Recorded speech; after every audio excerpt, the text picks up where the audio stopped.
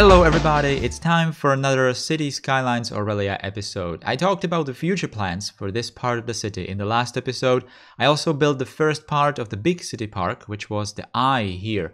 The topic of today's video is going to be the place where I just quickly built the big roundabout last time. We will build some high-density shopping blocks, somewhat continue the residential hive on this side of the highway, although that's not going to be finished today, and the main highlight of the episode is going to be a sunken tram station with shops, offices, plazas, kind of continuing the trend for public transport areas in the city. Right, so like I said, we're gonna do some build around this, well, what used to be a roundabout. I didn't really want to build this into a roundabout because we already have quite a lot of them in the city, and there's nothing wrong with that, although I do want to build some variety, every once in a while. So I decided to cut one quadrant off from this roundabout, which was the quadrant that was going towards the eye, the center of the park. And like I mentioned in the previous episode, this roundabout was built so that the radial path, the pedestrian path coming from the eye, from the circle around the eye, was aiming straight towards the center of this roundabout, what used to be a roundabout anyway. So with cutting that quadrant off, I really wanted to build some kind of a plaza in there that would kind of complement the park area, soon to be park area. Obviously the park is not yet there, but something like that. And then obviously to still maintain the functionality of the intersection as a whole, we had to build like a regular intersection in the middle of this place. Now, I also wanted to connect this to the already existing areas, so I built some of those the stone walk paths. I still don't remember the name of that white path.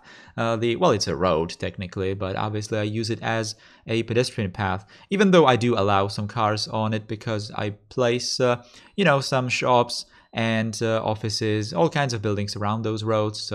Those obviously need some traffic, either services or resupply and all that. So on this quadrant, again, on this quadrant of the roundabout, what used to be a roundabout, we created these paths in here. And it was at this point I pretty much realized that this place will have to be sunken again. We will have to build some kind of a tram station in here, even though I already knew that there would be a tram station in here. But I was not exactly sure how it would look like. But it was kind of clear that it's going to resemble very closely the different roundabout. I think we built that in episode well, I have no idea what number episode was that, but the one very close to the main train station, right? So it's going to be the same line that goes to that different roundabout station, which kind of makes sense that we have very similar looking areas on one line of the tram, which was, it could have been maybe built by one architect or something like that in real life, but well, this is not real life, so it doesn't really matter. So we're just going to build it how it's going to look nice, right? So we're going to put these pedestrian paths again all around this place and connect obviously all these buildings. This is going to be some sort of a shopping area next to the tram station, which kind of makes sense from at least from my point of view. Like you would get off work, you would board the tram, you would probably go to this station. Maybe you have a house very, very close, and I don't know, you want to do some shopping, and it's obviously more convenient for you to be shopping on the way home, right? So you're gonna get off the tram, gonna do some shopping, and head back home. Which kind of makes sense. Or maybe you just want to go shopping, you're going to go here by the tram and do some shopping and then go home somewhere else. Doesn't really matter, right? But it kind of makes sense to, the main point is that it makes sense to make shopping areas close to the public transport stations, hubs, or something like that. Speaking of public transport hubs, I'm not sure, but I think I am going to put some bus stops around this place.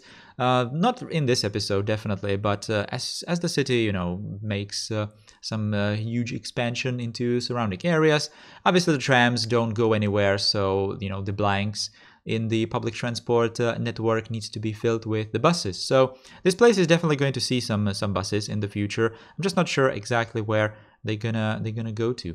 Anyway, while I was talking about buses, I finished that little corner of the commercial buildings. I put the regular. Actually, these are offices technically. Again, I know that you guys commented on these buildings some time ago that I should probably change them in Rico into commercial, but what can I say? I'm just lazy to do that, right? And these buildings, if they are commercial, they will attract the resupply trucks, which obviously doesn't look all that great in these pedestrian paths. So I'd rather stick to the offices for those buildings and just think about them as commercial. And obviously you can argue that, well, if I'm going to do this approach, I might as well just switch all commercial buildings that I have around these paths into offices, right? To completely get rid of the resupply trucks. And to that, I can only say, yeah, I think I'm a bit too lazy to do that. Anyway, we are back with this corner of the roundabout, whatever. And I wanted to put some kind of an office there, and it was a perfect place for that building that has the angled side. I think that's a real life building, not sure where, somewhere in the United States. And that perfectly fit in that again corner. Not sure how I call it, the side of the roundabout, right? And we created some kind of a open space in front of it with that little window going underground to look at the trams. I was not really finishing that particular plaza, let's call it, in front of that office building. I'm probably going to do that in some future episodes. Not exactly sure if the next one, but probably some episodes that are going to deal with that particular side of the roundabout, in that direction. Anyway, on this side of the main avenue, closer to the residential areas on the other side of the highway, I wanted to build like a connected block, like one, I don't know, how should I call it, like a mix of all kinds of different buildings. These are offices, mostly commercial buildings. I think this particular one is a commercial building, and it all kind of very nicely fits into that block, because we obviously don't have it very, very uniform with the edges and all that. I also used that cinema building. Again, I already used it with the previous roundabout building. I placed it, if you remember, inside the roundabout, like sunken again to the level of the tram, and I had to use it as procedural object and make it smaller. But in this place, it also fits very, very nicely, because it has the perfect shape to be placed on the side of the roundabout, because it also is kind of curved on one side, which just fits like very, very well. So it was a straightforward pick. There are not that many buildings in this game that you can use to place them right next to a curved road. Obviously, most of the buildings in this game are completely straight, so you place them to a completely straight road, which kind of makes sense because that's obviously the most common shape of a road, I guess even in real life. But if you want to have some kind of a custom shape, then your only option is to use procedural objects. But, rounded shapes with procedural objects, that's not exactly possible. And it's going to look kind of, weird. The building will quite obviously look, altered and just not exactly great, right? So if you can find a building that fits that place without any kind of modifications to the building, then that's obviously where, the money is. That's obviously what you want to do. Now, in this part, this is actually going to be the topic of the next video. This is going to be the continuation of the residential hive, which is built right on the other side of the highway. The highway kind of goes through the middle of this residential area, which I know, I'm going to get a ton of comments saying that, highways don't belong in a futuristic city, deal with it, right? Anyway, this highway that's going to go there is going to be kind of separated from the residential areas. It's going to have some like trees on both sides of it. We obviously have the parking lot, which is kind of, forming like a barrier between the highway and the residential buildings, so that people living in the floors with the balconies maybe like looking into the highway, in the direction of the highway, are not really going to see the highway. There's going to be the soundproof barrier as well, and it's just going to look all right. And obviously we can't have all the buildings, all the apartments in those residential blocks, having like exactly the same, I don't know, luxury level or something like that. Obviously the buildings, the apartments that have windows facing towards the park are obviously going to be the more, I don't know, sought after, let's say, the more popular, right? But that's just the way it is in real life as well. So yeah, I can't please everyone. Anyway, back to this part, to the center part of the roundabout. I have to apologize again. I did not record how I made that the other side of this tram road with those the same looking commercial buildings in here. And it was pretty much just copy paste really from the opposite side. The only difference is that I used like a hole in the middle of those buildings. You can probably see that in the cinematics, or maybe even in here, where I put a pedestrian path, which is not really going anywhere right now because I don't really have any buildings on that part of the roundabout, but that's all right. We're obviously going to have something in there in the future. Now, also, I completely skipped that part in the commentary, but you could have seen me build those the roundabout buildings, and that's kind of connected to what I was saying earlier. That if you have a building that's suited for a curved road, then you obviously want to use that before something else. And this is the newest addition in the workshop. Those buildings are, I'm not sure who made them, but they are absolutely perfect. They are made to be placed on the curved road, which has a radius of 10 units, I think.